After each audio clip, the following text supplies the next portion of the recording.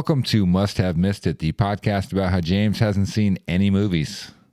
I've seen a few to this point. Yeah, I mean, 3 or 4.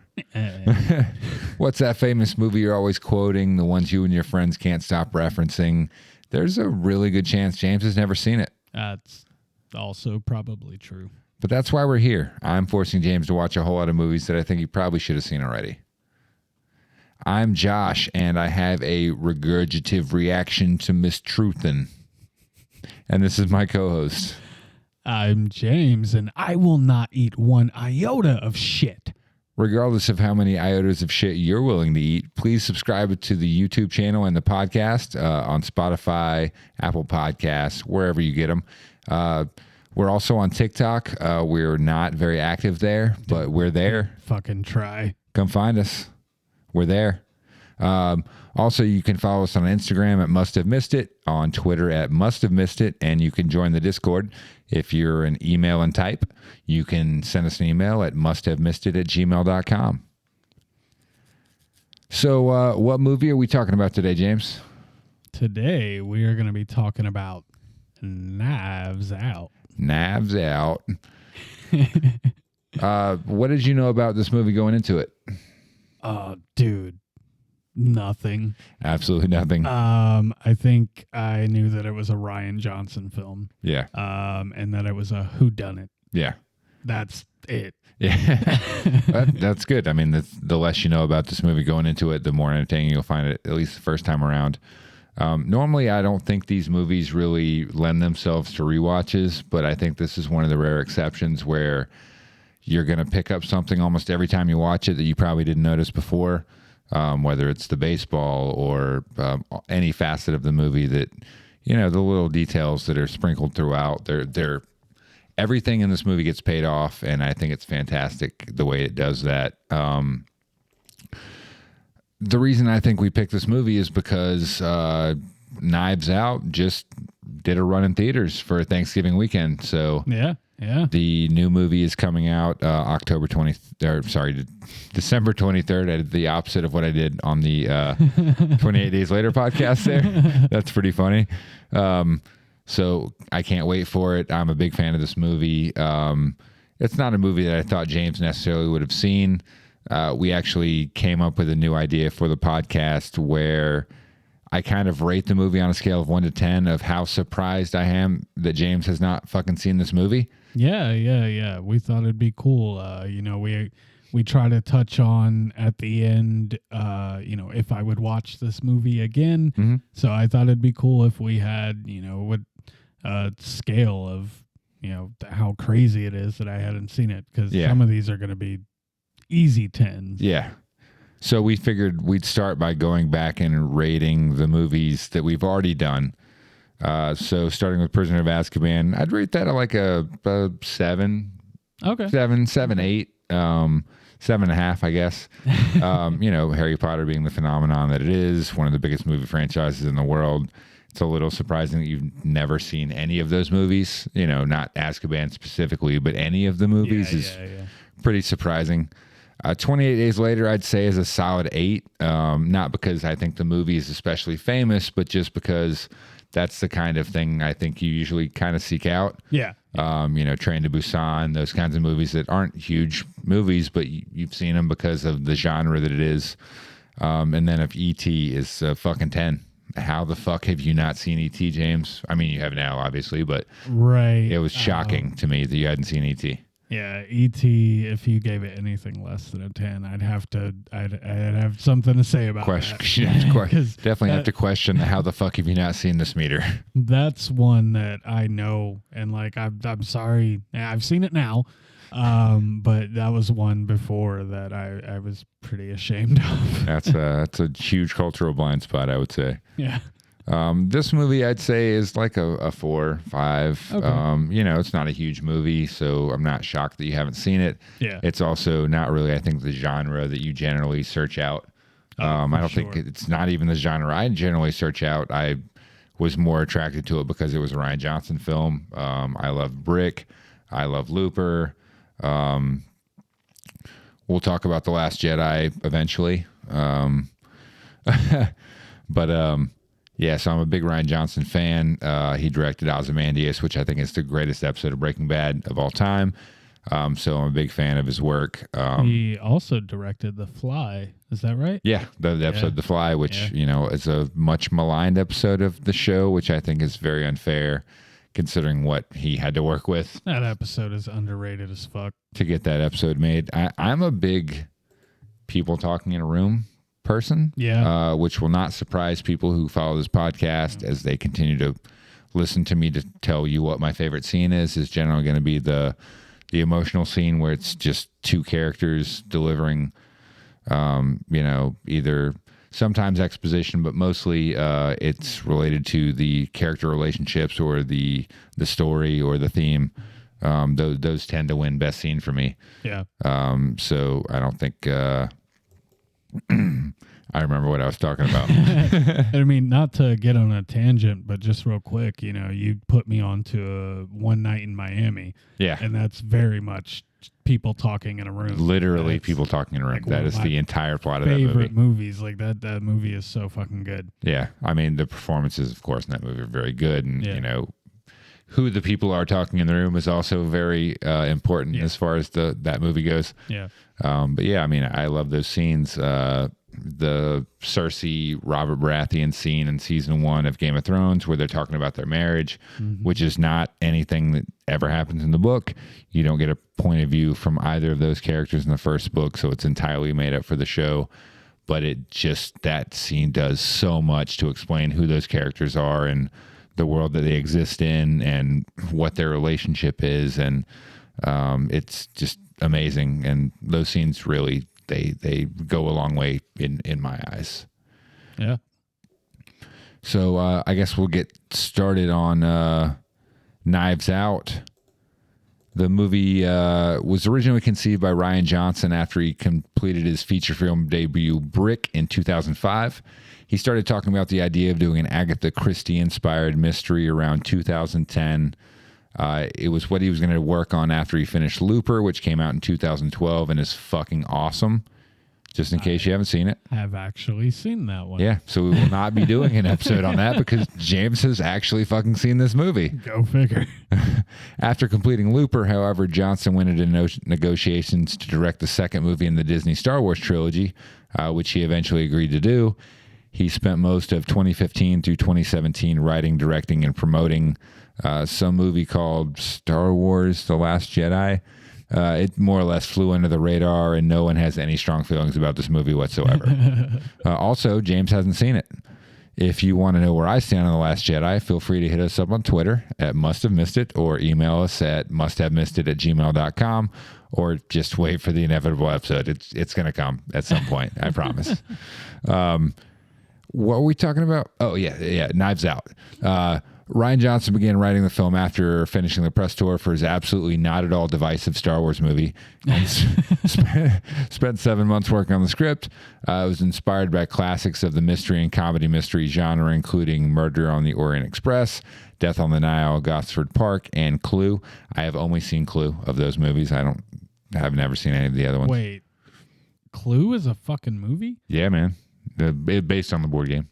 I had no idea. It didn't go the other way where it was a game based on the movie. It was a movie based on the game.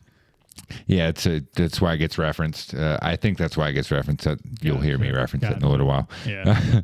Knives Out was announced in September 2018 with Daniel Craig attached to star in the movie. Filming began in Massachusetts in late October 2018, and it wrapped on December 20th. Most of the exterior shots were done at a mansion in Natick, Massachusetts. Sorry, I'm not from the area. I'm not sure how you pronounce it. It's a little less than 20 miles outside Boston.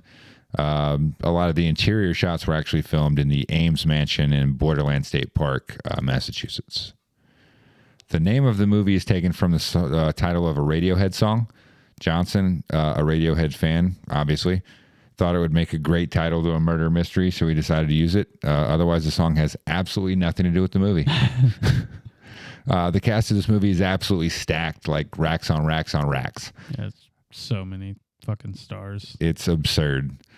Daniel Craig stars as Private Detective Benoit Blanc, doing what I would call mellow Foghorn Leghorn. Ana de Armas as Marta Cabrera, the friend and nurse of the recently deceased Harlan Thrombey, who is the 85-year-old world-famous mystery author whose death is the catalyst for the story.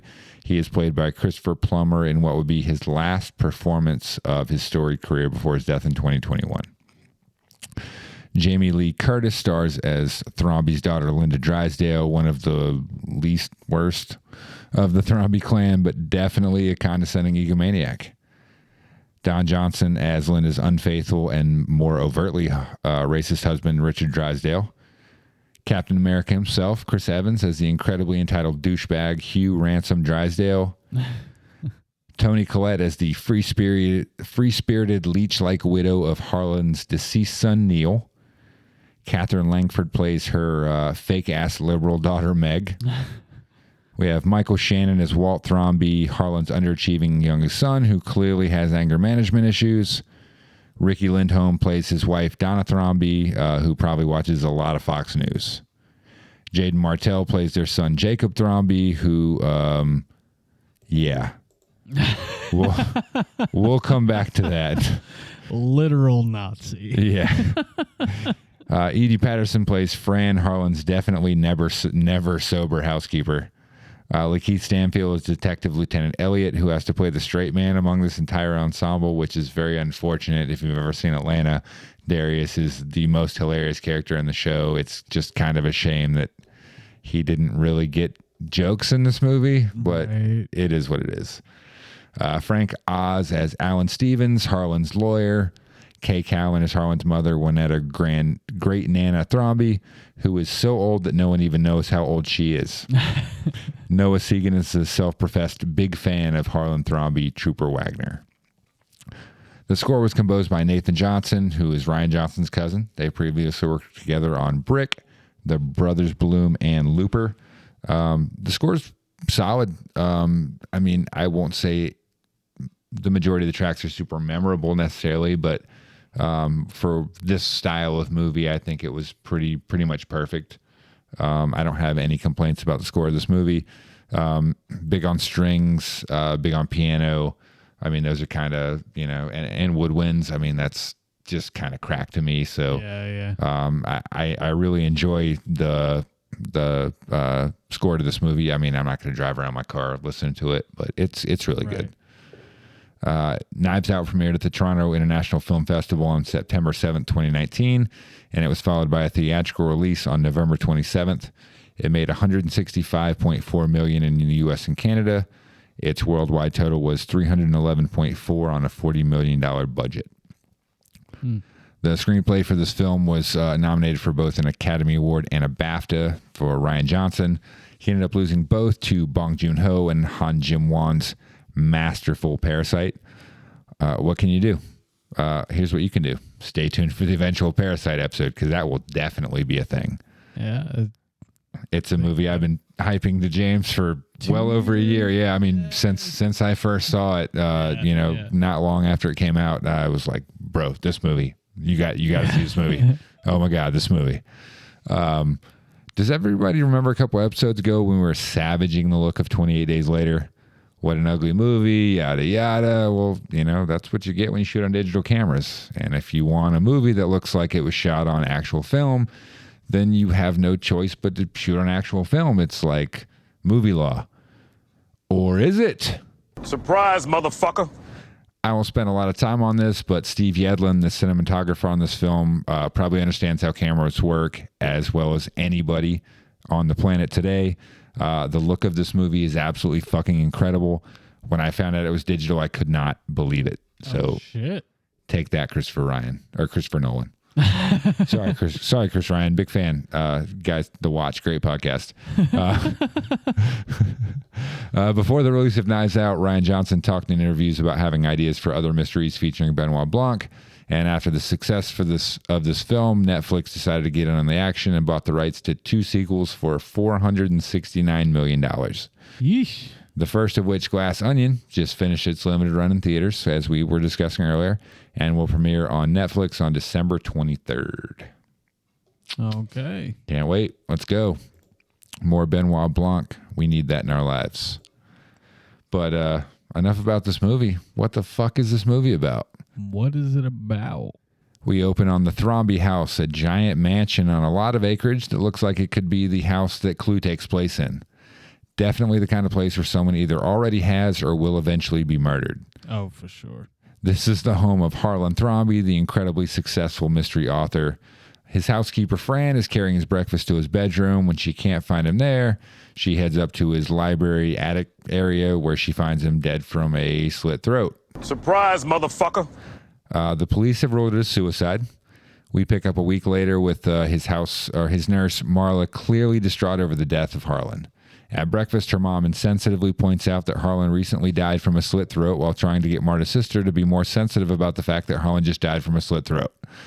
Marta gets a call from Walt that she should come down to the Thrombey house to answer a few more questions from the police. She arrives and is greeted by the police asking if she is the help before being rescued by Meg's white privilege. Meg asks how Marta is and promises that the family will help Marta with whatever she needs. In the house, Detective Lieutenant Elliot and Trooper Wagner begin to individually question the Thrombey family about the night that Harlan died, which happened to be the night of his 85th birthday. Benoit Blanc is present for the interviews, promising to be ornamental and a passive observer of truth. During the interviews, we get introduced to several characters that haven't appeared yet, including Linda and Richard's son Ransom, Great Nana, Walt's wife Donna, and their son Jacob, and alt-right troll dipshit, in the words of Meg. I saw you reach for it. I don't blame you. Richard makes a Hamilton reference, which I would appreciate, except that it comes from Richard. Right.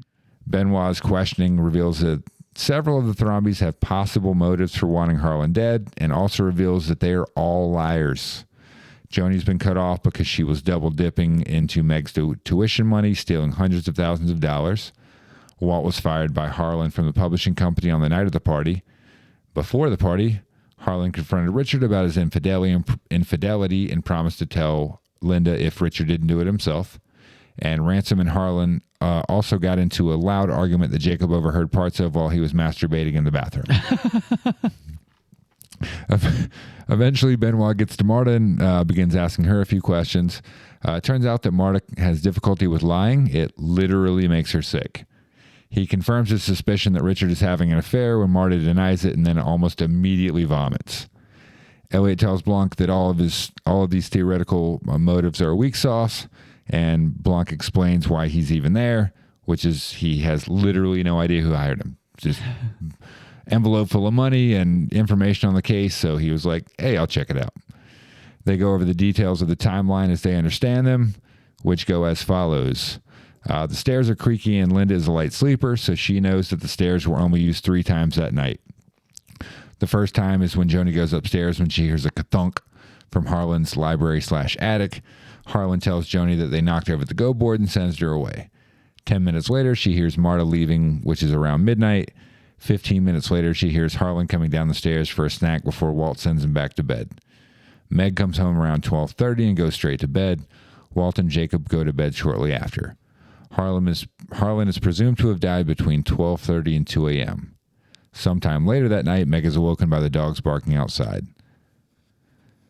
So finally, Blanc asks Marta for the timeline of what happened between when she took Harlan upstairs and when she left, which is from 11:30 to midnight. Then we get to see what actually happened, which is fucking heartbreaking. Oh man, this is just... Harlan and Marta were playing their nightly game of Go, and it's clear they have a really great relationship. They discuss Harlan finally having the hard conversations with his family, and Marta gives him the medication as they talk. She offers him some morphine to help him sleep, and as she reaches for it, she realizes that she just gave him a lethal dose of morphine instead of his regular medication. He'll be dead in 10 minutes if they don't do anything. Thrombey, almost amused by this, decides to write it down for possible use in a future book. Marta tells him that she has naloxone to counteract the morphine, but for some reason it is not in her kit. As the Thrombey house is in the country, no ambulance can arrive in time to save him. Marta still attempts to call 911, but Harlan stops her, knocking to the floor in the process. Joni comes up to investigate, and Harlan lies and sends her away. He gives Marta specific instructions to protect her and her family. Go downstairs loudly and leave, calling attention to the time. drive out of the gate, but turn be after Ford the elephant to avoid the cameras. Park and come back up to the house, climbing up the side like Spider-Man and coming in through the fake window, put on Harlan Thrombey cosplay and go downstairs, then leave the way you came out without being seen. The plan goes somewhat according to plan. Marta's version of events left out many of the most important details about what actually happened that night. So, she lies without lying. At a memorial party later that night, Fran shares her theory that Harlan was murdered, and Marta has a flashback to the night Harlan died. The entire Thrombey clan are all really tough hangs, but Richard fucking sucks. Marta almost collapses, and Fran and Meg go find Fran's secret stash in a clock. Walt and Meg tell Marta that they're going to help her out after the will is divvied up, and Walt says that he was outvoted about having Marta come to the funeral, which is the second time she's heard that. Marta escapes and finds Blanc on the patio. Blanc recruits Marta to help him get to the bottom of Harlan's death, feeling like something's just not right.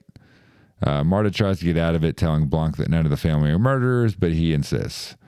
She flashes back to witnessing Harlan slashing his own throat, and it is fucking harrowing. The next morning, they go to check the tape of the security cameras at the gate, and Marta realizes she didn't remember Harlan's directions correctly. It was not be after 4, guys. That was incorrect. After attempting to scan the tape on the ancient equipment, Blanc suggests that they make a digital copy to scan more quickly. Marta carries the tape with her and erases it with a kitchen magnet. They check the grounds, and Marta covers her footprints in the mud by pretending not to hear the repeated shouts of "Stop" and "Stay there." One of the dogs brings Marta a piece of the scaffolding that she broke off when she was trying to climb the wall on the night of Harlan's death, and she chucks it before Blanc can see it. Ransom finally shows up for the will reading and refuses to answer any questions from the police. The family get into a near fight before the will reading and talk about the argument Harlan and Ransom had the night of Harlan's death. Blanc finds a piece of scaffolding and begins investigating, realizing that someone climbed into the house on the night that Harlan died. At the will reading, everyone is shocked to learn that Marta has been named sole beneficiary of the entire Thrombey estate. Go Marta. Let's go, Marta. Including $60 million, sole ownership of the publishing company, and the Thrombey home. Ransom, however, seems unsurprised and leaves laughing. Linda shows her true colors, immediately turning on Marta, and the entire family begins trying to get an explanation out of her. They surround her car, and she instead leaves with Ransom. At a restaurant, Marta and Ransom have a heart-to-heart, and Marta gives them the full scoop on what actually went down that night. Back at Marta's new home, which is, the Thrombey's old home, the Thrombeys try to argue with Alan, Harlan's lawyer, that they should still get the money, but he tells them there's no way they're getting it without Margaret refusing the inheritance.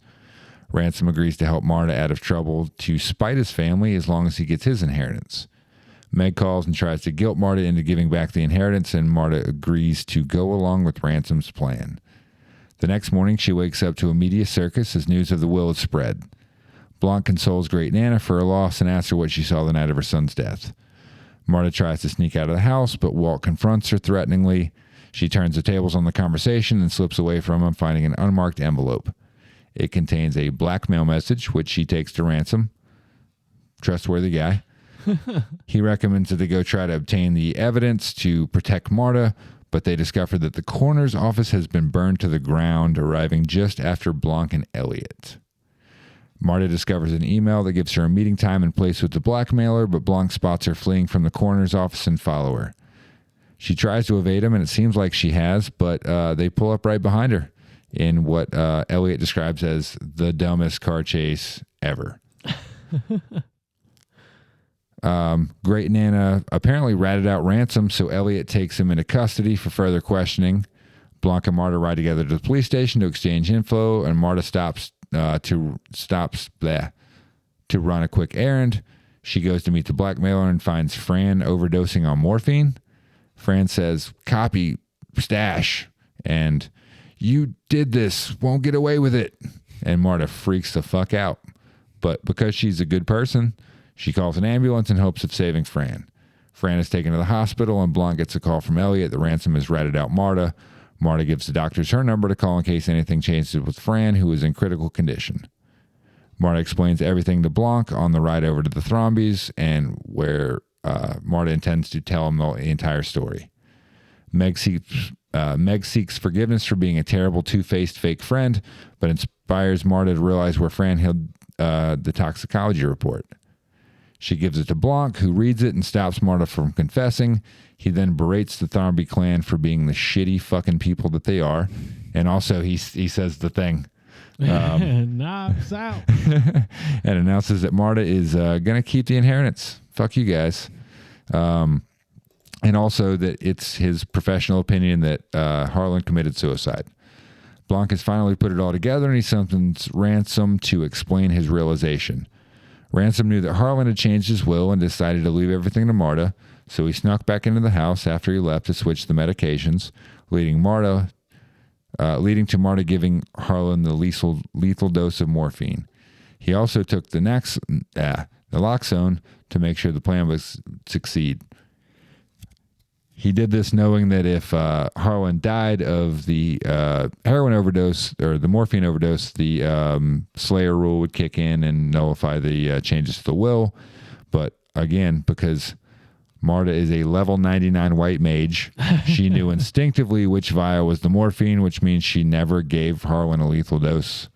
If he had just let her call the ambulance, he would still be alive.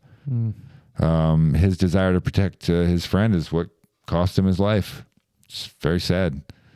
Ransom discovers that Harlan died by slitting his own throat. He hires Blanc to investigate in order to discover Marta's guilt. Fran catches Ransom messing around in the medical bag and gets a copy of the toxicology report to try to blackmail Ransom. He realizes his plan is about to fall apart, and he attempts to correct it by repurposing Fran's blackmail note, burning down the coroner's office, and attacking Fran, giving her the lethal dose of morphine, and destroying her copy of the toxicology report. Marta realizes that Fran was trying to tell her what was happening the entire time. She didn't say, "You did this." She said, "Hugh did this," because Ransom was an asshole who made the staff call him by his first name. Marta gets a call that Fran is okay, and Ransom confesses to what he assumes is a no big deal, attempted murder charge, arson. I mean, that's nothing. I got good lawyers. Meanwhile, Surprise, motherfucker. Marta pukes in his face and makes a confession of her own. Fran is dead, and that means Ransom just confessed for murder. Ransom, giving absolutely no fucks now, grabs a knife and stabs Marta in the chest. In the greatest payoff in cinematic history, it's just a prop knife. Ransom gets arrested. Marta asks how Blanc knew that she had something to do with Harlan's death. He points out that he noticed blood on her shoe the moment he first met her. Marta watches the fallout of Ransom's arrest from the balcony with her inherited coffee mug in hand. My house, my rules, my coffee. The end. Yeah. Yeah. Knives Out. Good shit. It's a great fucking movie. So I've got some quotes from the notes here, just stuff I jotted down watching the movie. Ecuador, Paraguay, Uruguay, Brazil. These are all the different countries that each of the Thrombey clan names when they're just telling where Marta's family is from. So literally none of them know. All of those answers, I believe, are incorrect according to what I understand of the script. They based the character off Ana de Armas's nationality, which is Cuban, so they were all wrong. They probably never asked her. Super wrong. I just wrote baseball. The number of times the baseball pops up in the movie, Richard throws it out the window, all the flashback scenes you see of Harlan, he's bobbling, juggling, twisting the ball in his hands. So it's constantly popping up. Blanc throws it to the dog. Later, you see him when he's having one of his realizations. He is, juggling the ball. So I just thought that was interesting. Just the way this movie pays off things that it sets up earlier, and really good.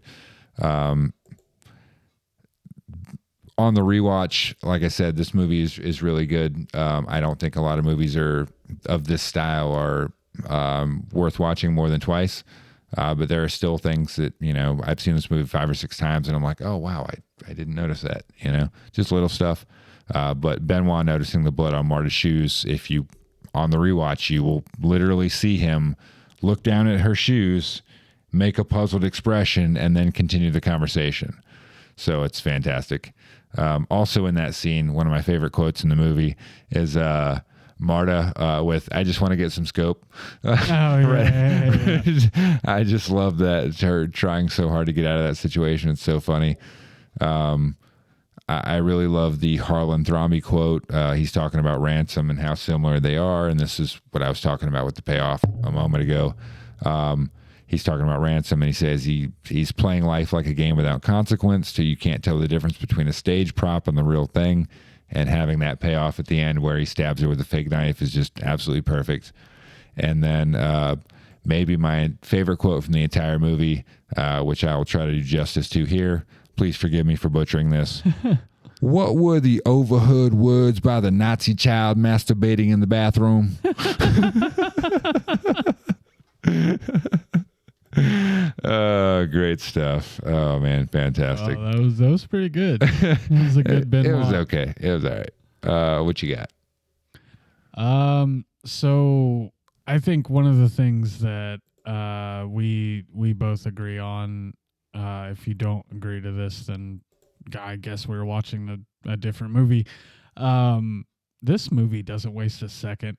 No, absolutely not. This is something we're probably gonna circle around to touch on a few times during this podcast, but man, like that's my big takeaway is there is not a second wasted in this movie. Every shot matters. Every single shot.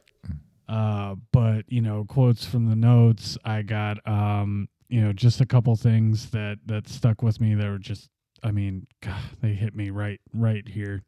The humor of this movie. So when they're talking about Great Nana, they're like, "Who? His mom? How old is she?" We have no idea. Like, I know you already kind of mentioned that, but that was great. There's Benoit Blanc. I thought his introduction was fucking fantastic. Yeah. Him just kind of sitting back in the cuts, him hitting the piano key every once in a while, and everybody being like, who the fuck is this guy? Yeah, Richards. So who the fuck is that guy? Yeah. That's so good. You mentioned this in your breakdown, but be after for the carved elephant. Yeah. That's fucking great. Another great Nana thing. They're like, "Oh, has she had anything to eat?" And they're like, "She's fine. She finished the entire salmon spread already." It's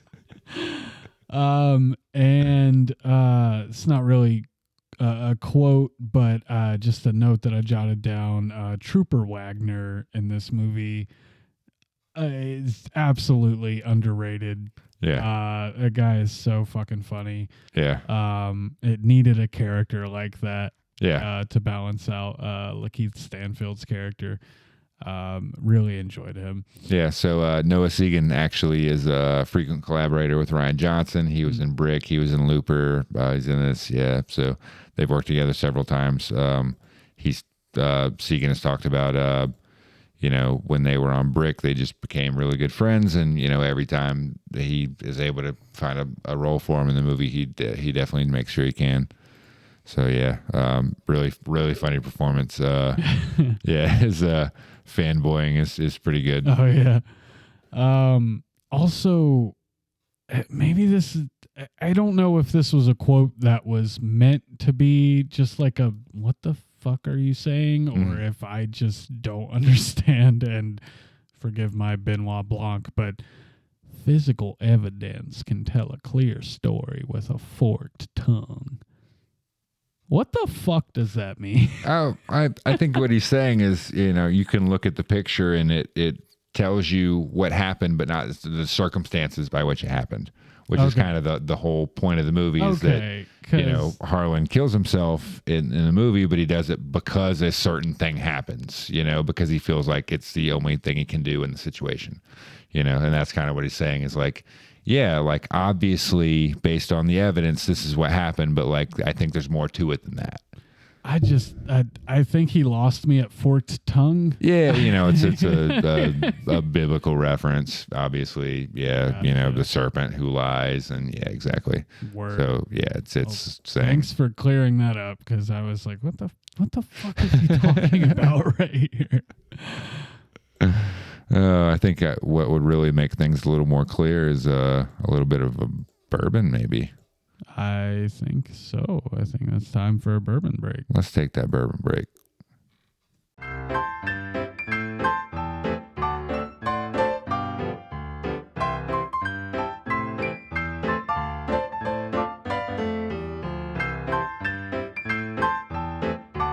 And we are back. So, James, Knives Out. How'd you feel about this movie, and how did this movie make you feel? I think before we watched it, you said a few times you were like, "Man, this is a really fun movie," and yeah, I mean, you fucking nailed it. Yeah. This movie is so much fun to watch. It's so much fun to rewatch. Mm-hmm. As you said before, there's so many things that you're like, "Oh shit." And that's right up my alley. You know, Yeah. I appreciate something that I can watch again and have a different experience. Right. Take something else from it. Yeah. Yeah. And you just come away with a smile. Yeah. You know, Right. whether it's from the jokes or whether it's just from the satisfaction of how the movie ends and where all the characters end up.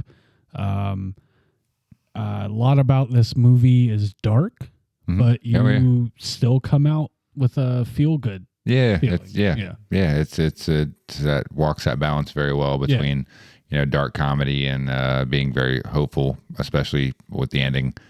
It's Ana de Armas. I think one of the reasons she said that she decided to do this movie was that it's not a movie you see very often where the immigrant character gets the one up on the Americans. So it's not something you see very often in conventional cinema. So I really appreciated that aspect. So do you think it lives up to the hype? That's a tough one. I don't really know what the hype was for this movie. But for me, in terms of movies that we're watching for the podcast, yeah, for sure. Yeah. Like I said, this was like a 4 on the terms of, on the how the fuck have you not seen this meter? Yeah. It's not a movie I would have expected you to see necessarily, but it was popular enough that I thought maybe you would have been familiar with it, maybe, So yeah, it doesn't really surprise me that you didn't have a lot of hype outside of what I told you as far as this movie goes. I mean, we're 4 in now, and man, every single one of them. I'm not saying I went into any of these movies thinking that they were gonna be bad, right? But I've yet to finish one and regret it or feel like, man, that was a waste of my time. Like, these have all been bangers. I mean, you didn't love Azkaban, but that's more, you appreciated the artistry, and the performances and what it took to make the movie. I stand by it. The wizardry, the magic is not my thing, but still, as a movie, Yeah. Very well done. Yeah, absolutely. I think you could definitely say that about this movie. I think pretty much every aspect. A lot of props to Rian Johnson, writer, director of the movie. It's his baby. It's just a love of his and just something he wanted to see if he could do. And it was fantastic. And I really cannot wait for the sequel. I am really looking forward to Glass Onion, and I cannot wait until it comes out. Music and movie magic. What stood out in terms of sound design, score, visuals? I really enjoyed the opening sequence with the music chopped up with all the cuts of the mansion. Yeah, what a weird ass house. Yeah, I mean the things that it cuts to, nothing specific, but it definitely what a weird house vibes. Yeah. I think that there were a lot of choices made in this movie that are subtle, but definitely on rewatch are very noticeable. You already mentioned Benoit Blanc seeing the blood on Marta's shoes. Yeah. And there was the scene where Walt and Ransom are going at it, and Walt is coming in to give him the business, and it's this kind of low shot to where Walt is, like towering over him, and little things like that, where if you're really paying attention, you're like, oh, well, that was super intentional that they shot it that way because they wanted that, feeling. So I think the attention to detail and how this movie was shot is phenomenal. I don't know how many times I'll say over the course of this podcast that they didn't waste a second, but like they really did not waste a second. Yeah. Like we said earlier, every shot in this movie matters. Every scene in this movie has a purpose. There's,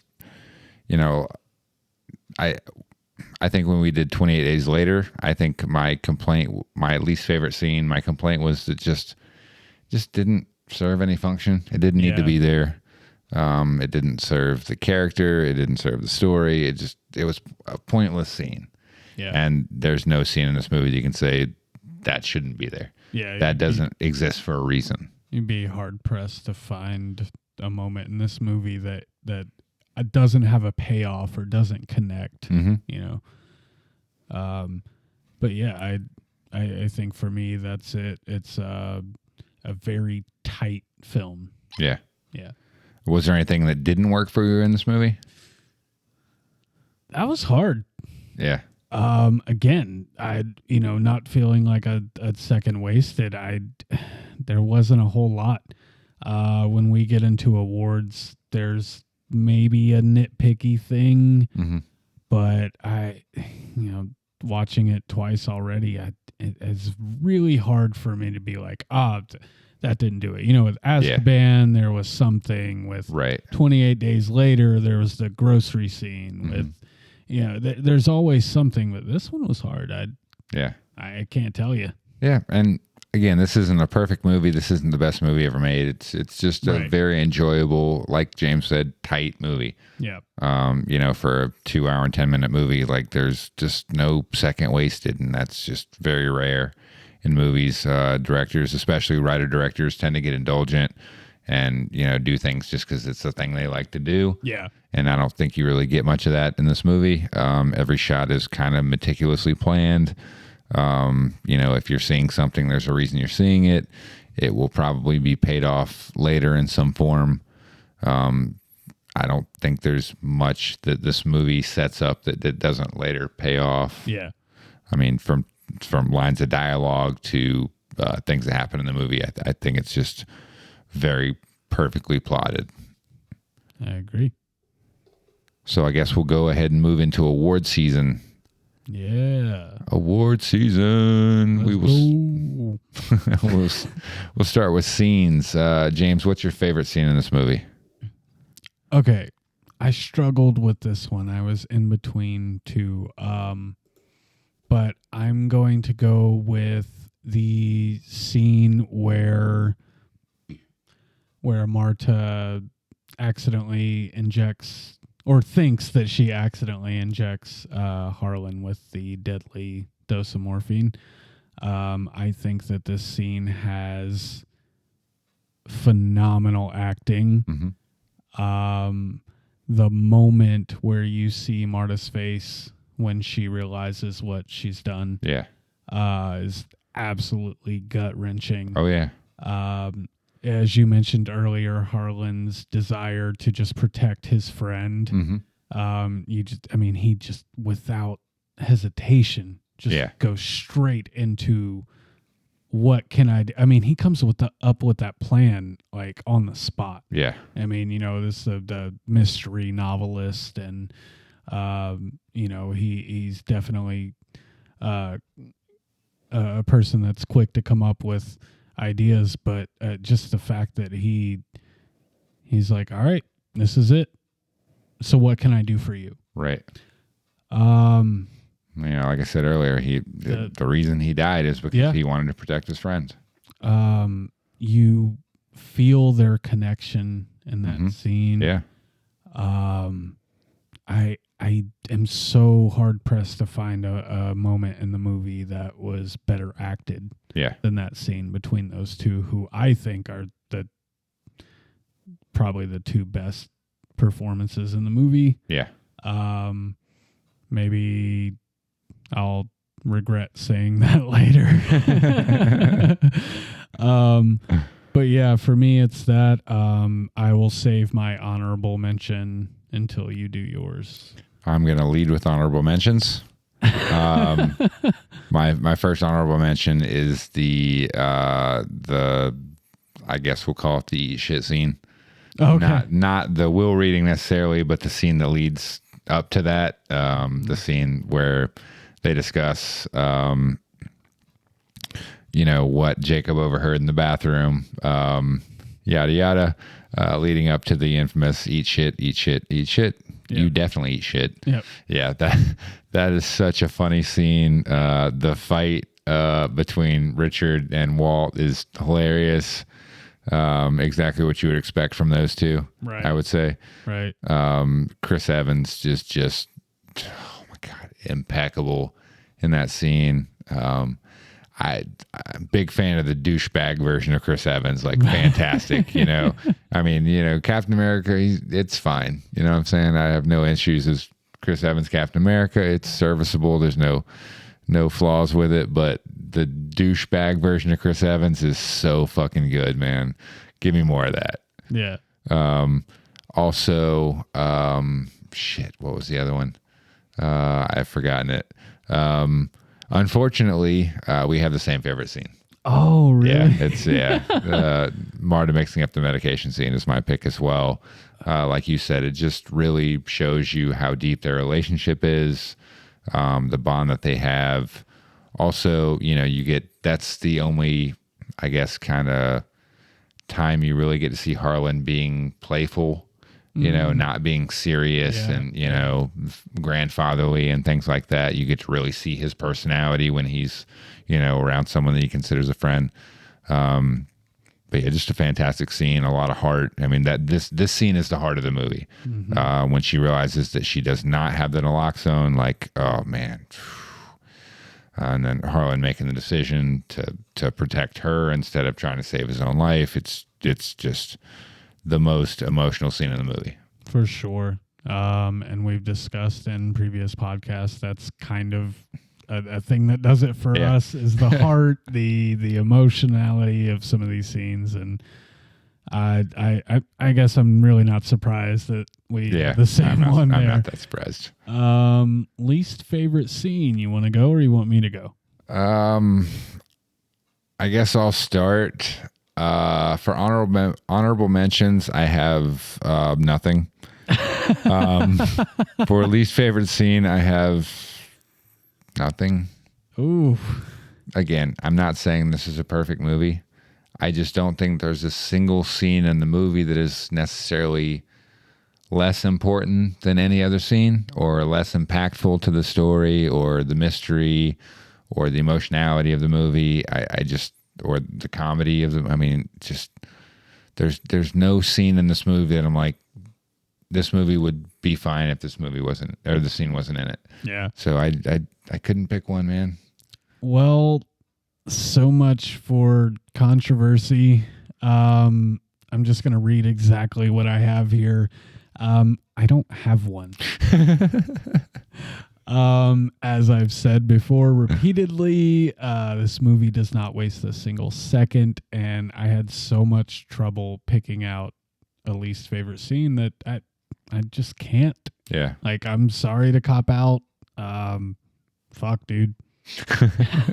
How can I say they don't waste a single second and then be like, oh yeah, this scene was bad, me. right? Yeah. So guess we're gonna move on. I guess we'll just move on into characters then. Yeah. James, who was your favorite character in this movie? It's Marta. I don't know how. I mean, surely you're gonna pick someone that's gonna blow me away, but I don't know how it's not Marta. I mean, just from the fact that she gets one up on them. Yeah. Like you said before, you don't typically see a person in that position get the win. Mm-hmm. She's true to herself as much as she can be while still keeping Harlan's promises. Yeah. And she's probably one of the only people in the movie that has a clear conscience. Yeah. Even under the circumstances of what she had to do. Right. And one of the only people in the movie that is just innocent. Yeah, I was gonna go Harlan, but as we might get into later, I have some issues there. Yeah. So for me, it has to be Marta. Yeah. You ready for this? Uh-oh. Mr. Wild Take? Uh-oh. Here we go. My favorite character in this movie Oh, he's going to do it again. is Marta. Oh, shit. Okay. I mean, aspirationally kind. The type of person that we should all want to be. I'm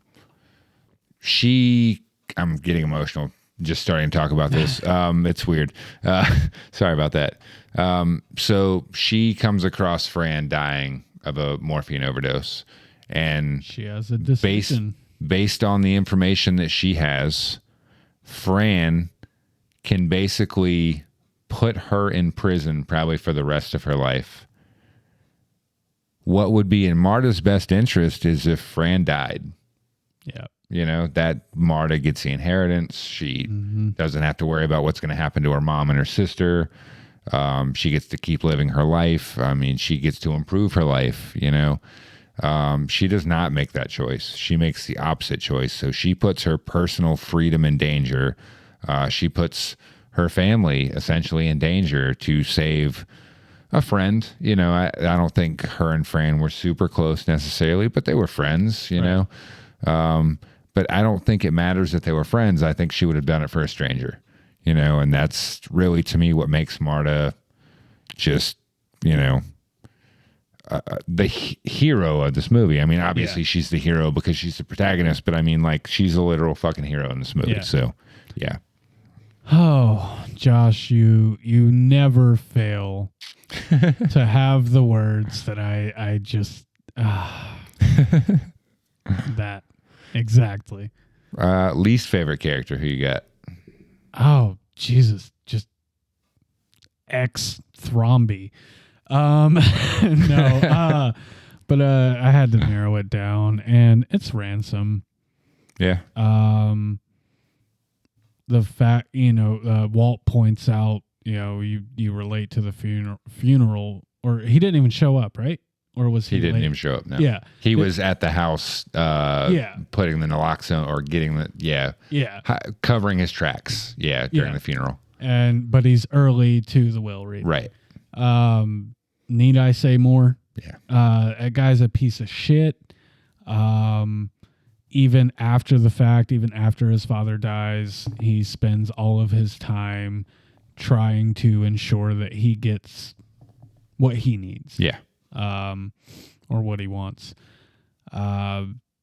Piece of shit.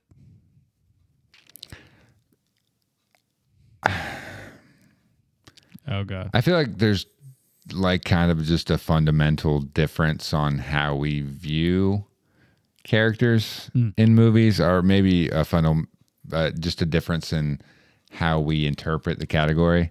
Ransom is my second favorite character in this movie. Okay. Because he is just a fucking great villain. What a fucking douchebag. Like, just so well performed.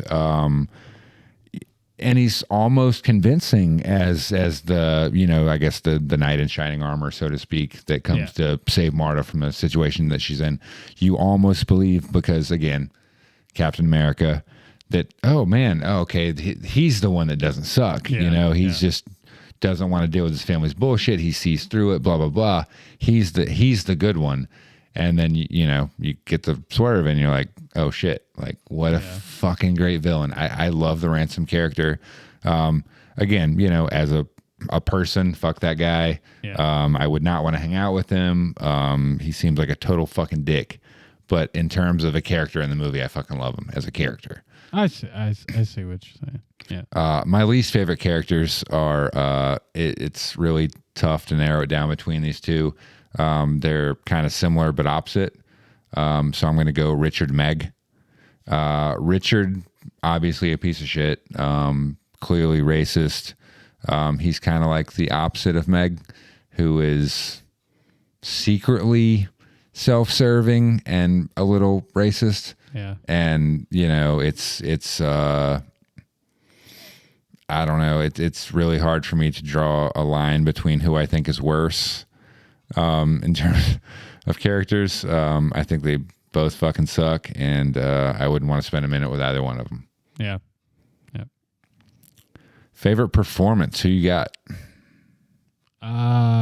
So honorable mention to Christopher Plummer, but I went with Ana de Armas. Ana de Armas, yeah. Fantastic performance in this movie. Yeah. I don't know if there's much that really needs to be said. You feel everything that she's feeling. Mm-hmm. The flashback scene. Sorry to interrupt you, but the flashback scene where she leaves the room right before when Harlan gets on the couch, and then she walks back in just in time for him to say goodbye to her and slit his own throat, and then she leaves again, and she has to. Yeah. And then she has to fucking leave the house and just. Yeah, it's a tour de force. It's fantastic performance. There are so many times watching her that I just started to get emotional just seeing her face. Yeah. And yeah, I can't say that for anyone else in the movie really. Again, not to discredit Christopher Plummer, I think he does a great job. He has to play a couple different kinds of roles. Yeah. I think he kills it as well. But who do you have? I'll start with honorable mentions. Toni Collette as Joni. It's kind of the Trelawney thing for me. Yeah. Where like, oh my God, fuck you. You suck. But like how much fun. But yeah, it's such a fun performance. You really have to appreciate it. And then Michael Shannon, who just does the fucking weirdest stuff. Like, I would be shocked if it was in the script that his character had a cane. I almost guarantee that was just Michael Shannon showed up with a cane and he was like, I walk with a cane in this movie. Right. And just nothing specific that he does, but just his performance is just, it's not the same as anybody else's in this movie. It's just, he goes for it in not like over the top ways necessarily, but just in ways that most actors probably wouldn't consider. Yeah. So I really like his performance in this movie. Like, Walt is a really, like the Thrombeys are all shitty, but like I enjoy the Walt character because of Michael Shannon's performance.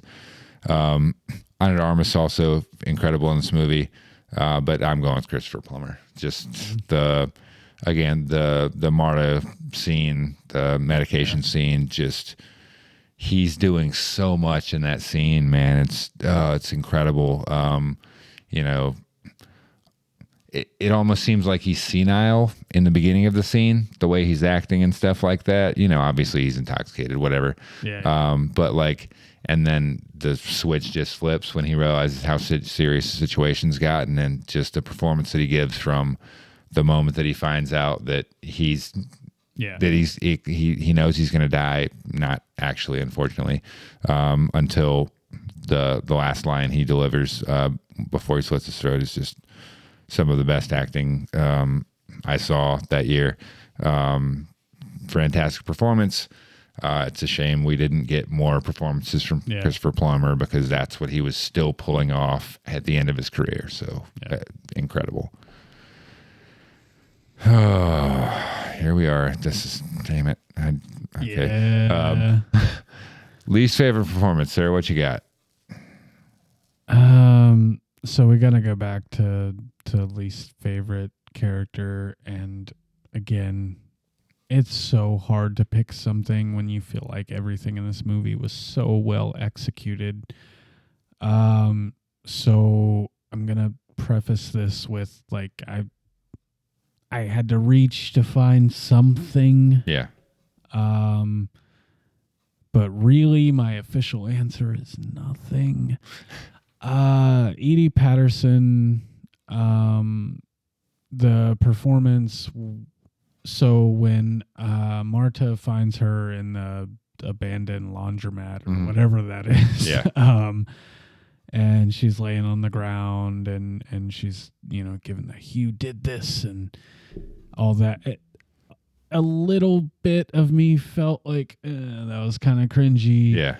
But also she's dying. So again, I like twisting my arm on this category, but yeah, maybe that was a little bit cringy. Yeah. Well, I would say, I didn't have a least favorite scene, but I would say tonally that scene is very different from most of the rest of the movie. Yeah. Because it's much more horror.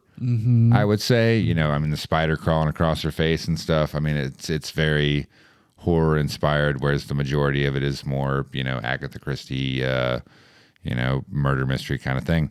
And it's a tonally jarring scene, I think. Yeah. But I think that's why I don't really have an issue with the performance in that scene, is because of the tonal shift going into that scene. Like, it required kind of bringing it up a notch, I think. So I didn't necessarily have a problem with it. I don't have, I understand why you might, I'm saying? Yeah. I don't personally, but I could see why somebody would. Like you said, it's really hard in this movie. I mean, the people that got cast in this movie for a fucking reason. It's because they could hang with everybody else in this movie, because, like I said, man, racks on racks. Like, this cast is absurd. Like, they're legends in this cast. It's absolutely fucking crazy. So I think the actor that I find is least able to keep up, and there's a specific scene.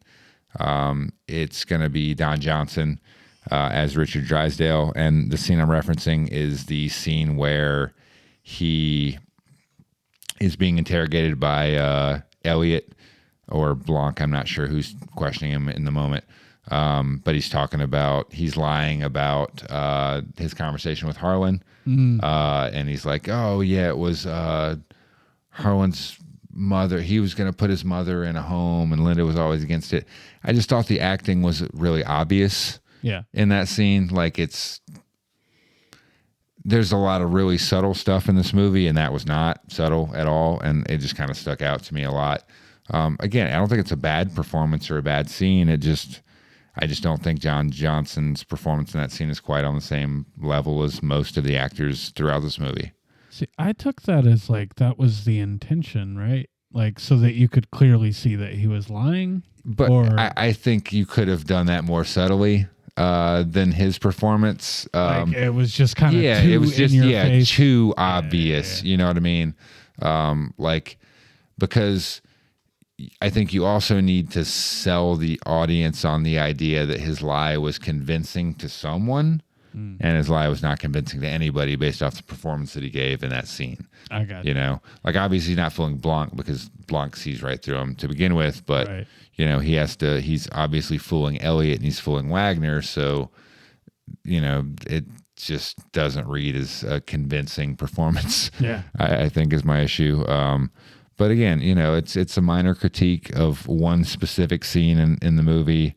There's just, even the very small parts, Marta's mom, Marta's sister, like, very well acted. Proofrock, Proofrock, is that the character's name? Yeah, the guy that gives them the surveillance tape. Yeah, like, even that is a really well performed role. So I don't really have a lot of complaints about the acting in this movie. I think it's pretty much great across the board. Yeah, this one was that. I mean, we could have taken it out like for this movie. Yeah, it was tough. Yeah, I mean, kind of like least favorites almost across the board, like, could have come out in this movie, because they were all pretty hard.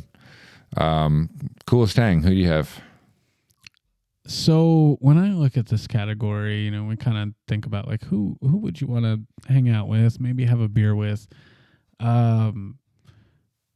There's a handful in this movie. I think when we get to the next award, we'll cover the rest. But I went You with say a handful. Like, how many fingers are you missing on that hand? I went with Benoit Blanc. Yeah. Because I'm kind of a person that I would rather listen than speak. Mm-hmm. And I think that'd be a real good situation for me. You know, Yeah. just kick back and listen to this dude talk and Yeah, well, he tell does. his stories. Yeah. I mean the accent. Yeah. Who gets tired of that? But yeah, I kind of tend to lean towards a really interesting person and who I could get some good stories out of. So, Yeah. Yeah, I think Detective Benoit Blanc. Yeah. See, I guess my issue with Blanc is he's also more of a listener than a talker, unless he's thinking, in which case he can't shut up because he apparently does all his thinking out loud in this movie anyway. We'll see how it goes in Glass Onion, but in this movie, just has no inner monologue whatsoever, as far as I can tell. I feel like if I pulled that cord, man, he would just he'd just keep going. So. Who you got? I would probably put Blanc as my honorable mention. I think seemed like a cool dude, very chill. When he's not on the job. I think there's a difference between Blanc the detective and Blanc, in his personal life. But my coolest hang is Harlan Thrombey. I'm obviously going off I'm assuming that I would have a relationship to his similar to Marta's. I'm giving myself a lot of credit in this scenario. His children. Right, yeah, rather than his relationship to his children or grandchildren. But yeah, I mean, that was just it's a really touching scene. Also, he's a little petty, which is funny to me.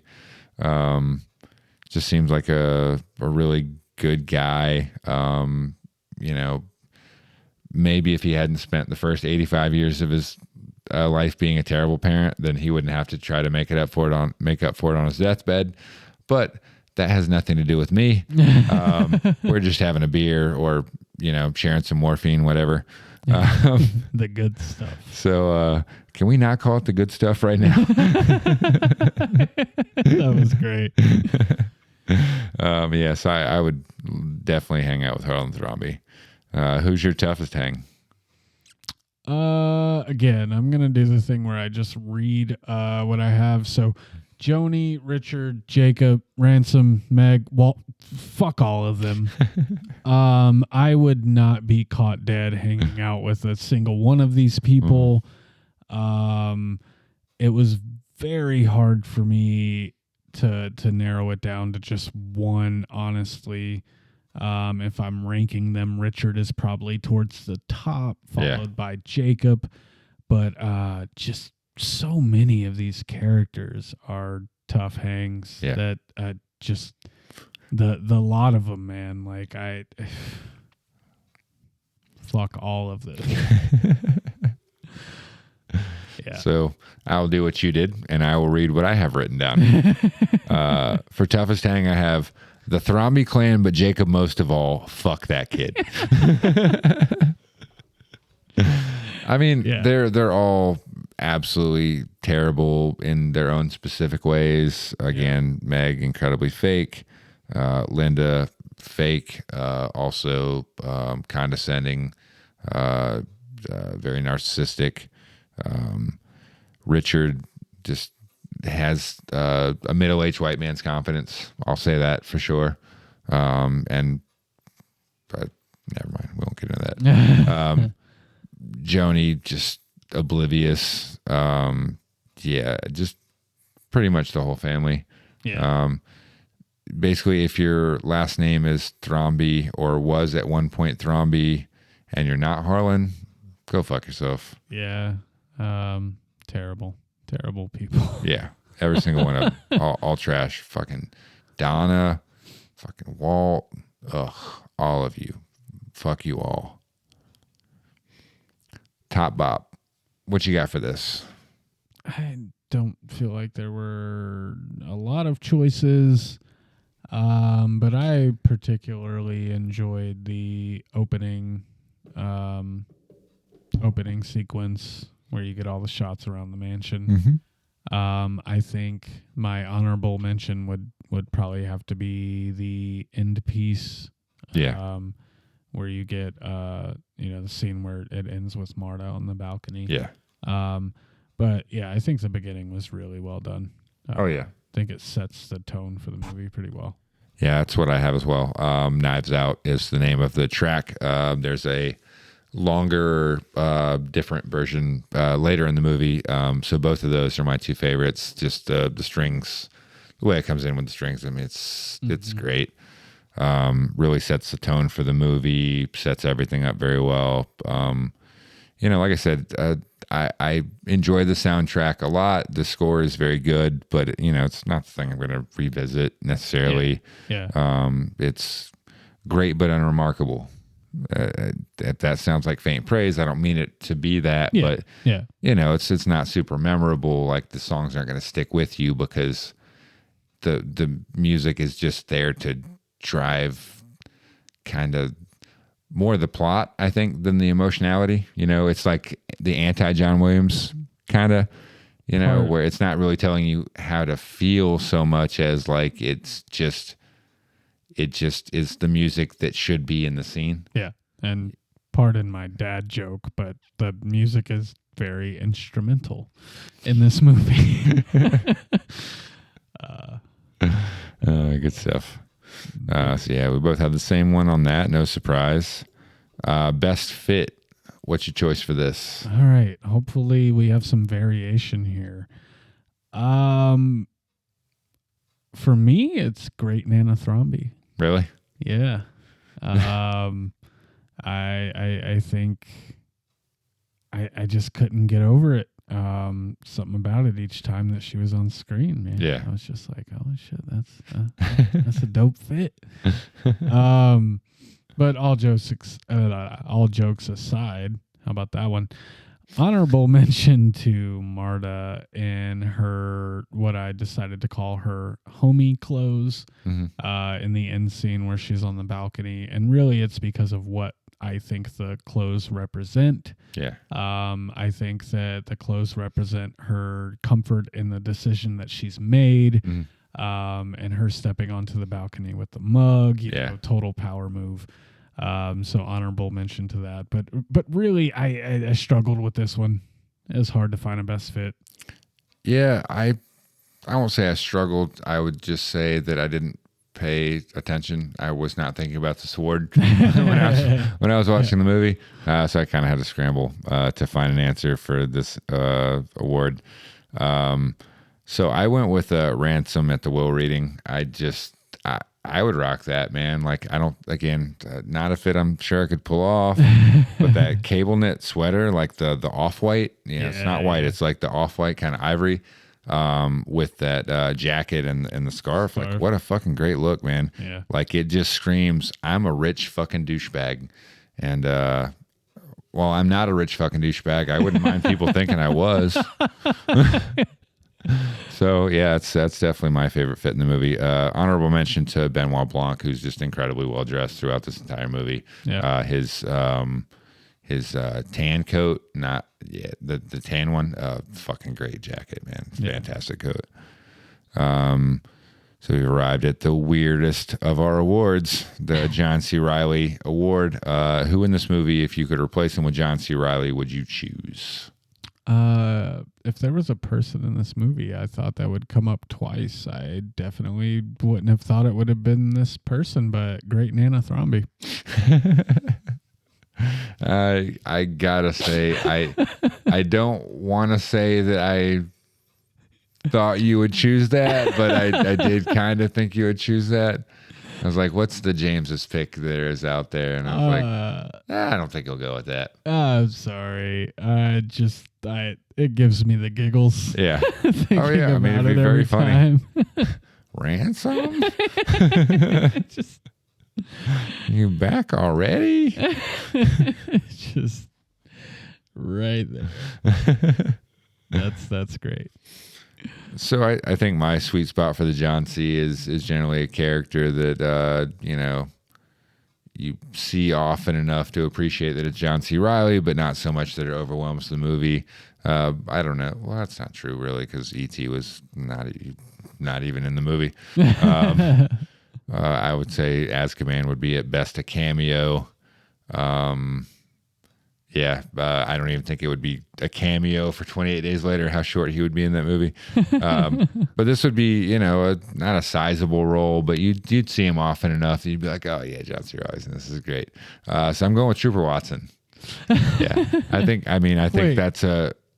Watson? Wait. Wagner? Wagner. Why did I write Watson? Yeah. I knew what you meant. Trooper Wagner. Yeah, we'll edit that now.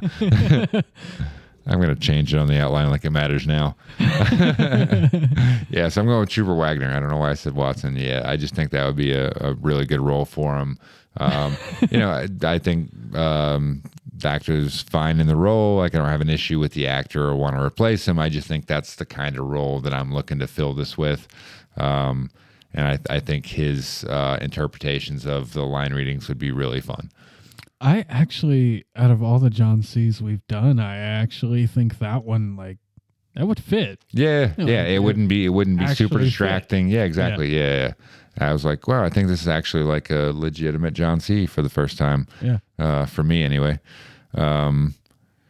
Now, our zombie apocalypse survival team member, who would you take from this movie to help you survive the zombie apocalypse? Oh, I feel like we should count this one down. I feel like we're going to have the same answer too. Yeah. Ready? So, 3, 2, 1. Benoit Blanc. Okay. Word. Cool. When you said you needed to come up, I had a feeling you went with Marta. When I don't know, you mentioned having a tough time coming up with an alternate. I was like, oh, he went Marta here. Okay, because Marta's my alternate. Okay. So, yeah. That's funny. I was like, it was super easy to come up with an alternate when Marta's still out there. You know what I mean? My alternate has been Blanc. So. Either way, those are the two people that were going to be selected. That's fun. So why'd you choose Marta? I need a nurse. Yeah. I missed out on... you don't need a nurse, though. Why is that? Because you have fucking ET, you asshole. Oh. True. But, if ET heals you, he might die, so you maybe need a nurse for ET. Yeah. I'm not sure what her alien nurse training is, but... But more than that, all the things that we discussed earlier about Marta,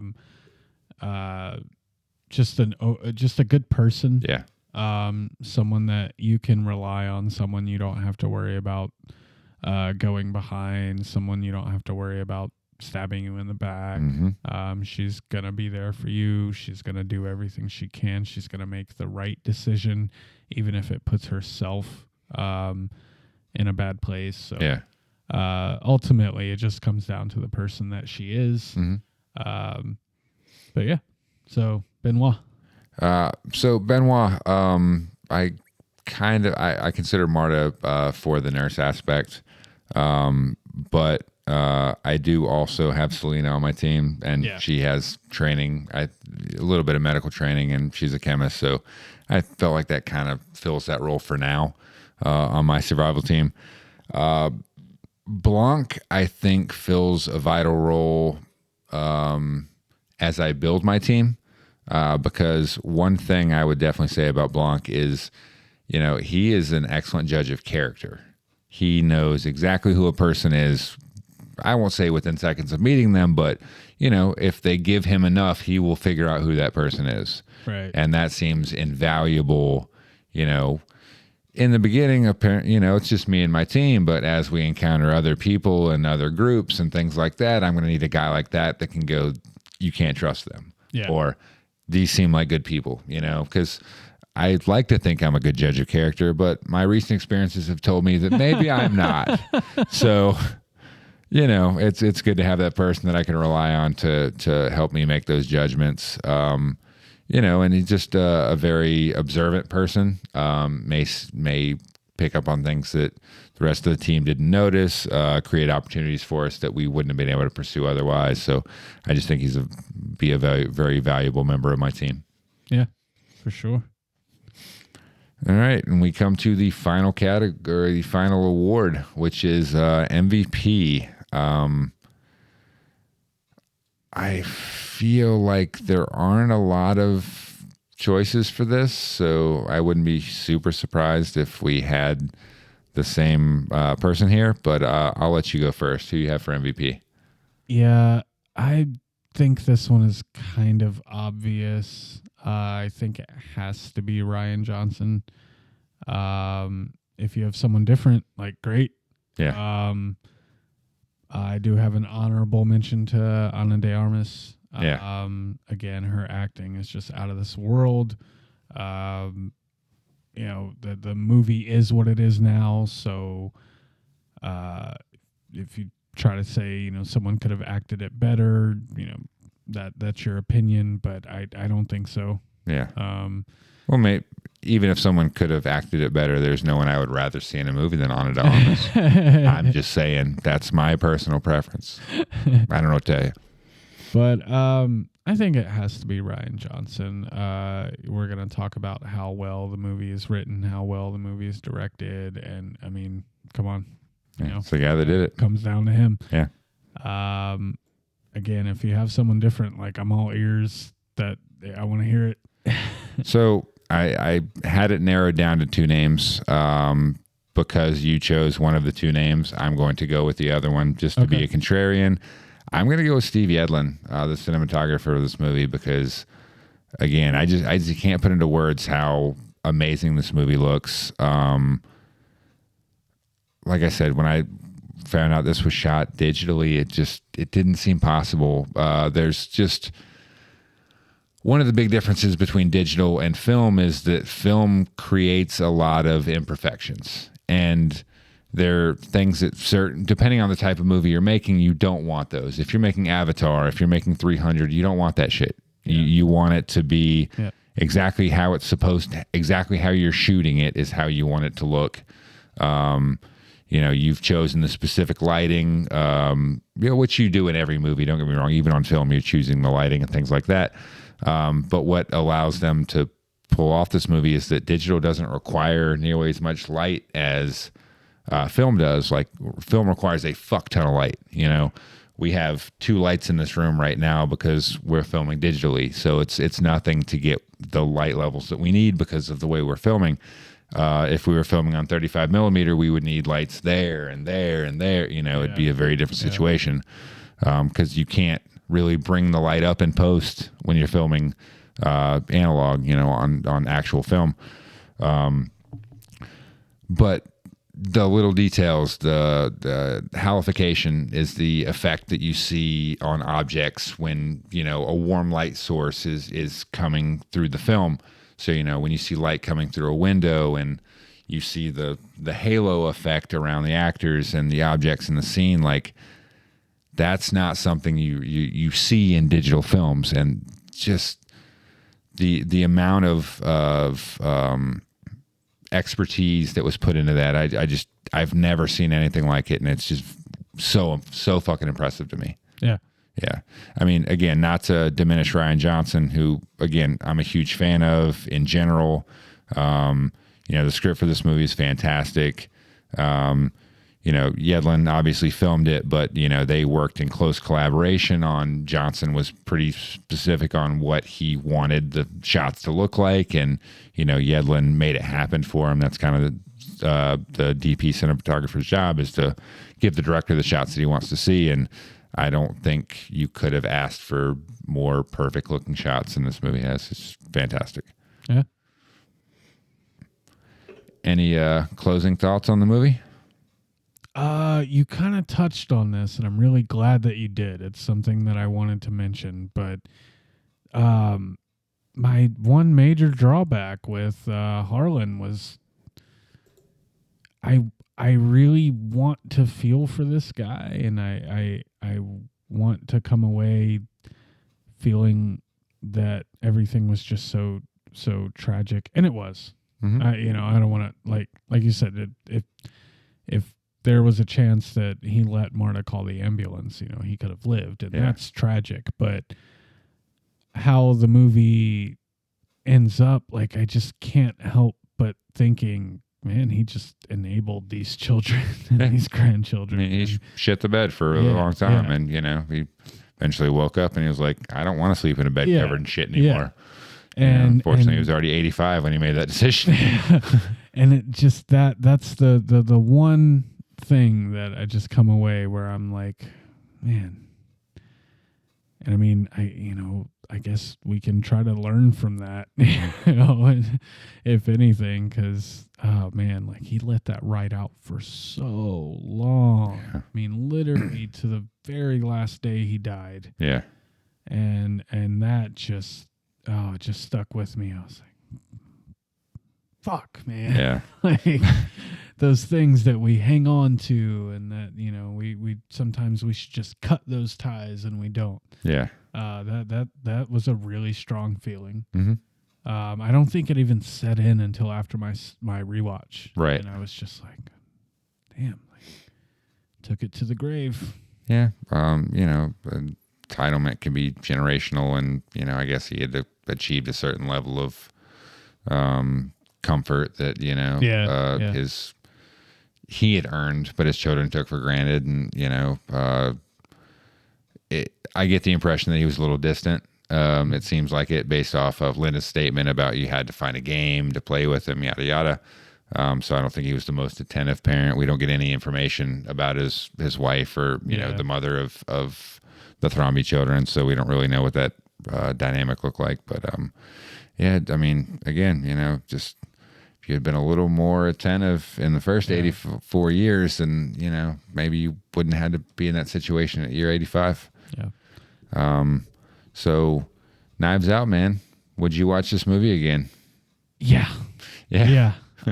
Pretty sure I'm going to check out the sequel.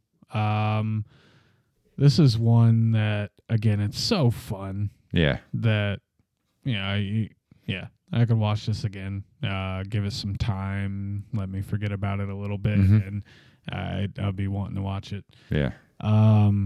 Real quick, I did forget an honorable mention for favorite performance, and it's just a really quick scene, but Jamie Lee Curtis, you reminded me when you were talking about the playing one of his little games, and she figures out how to read the note at the end of the movie.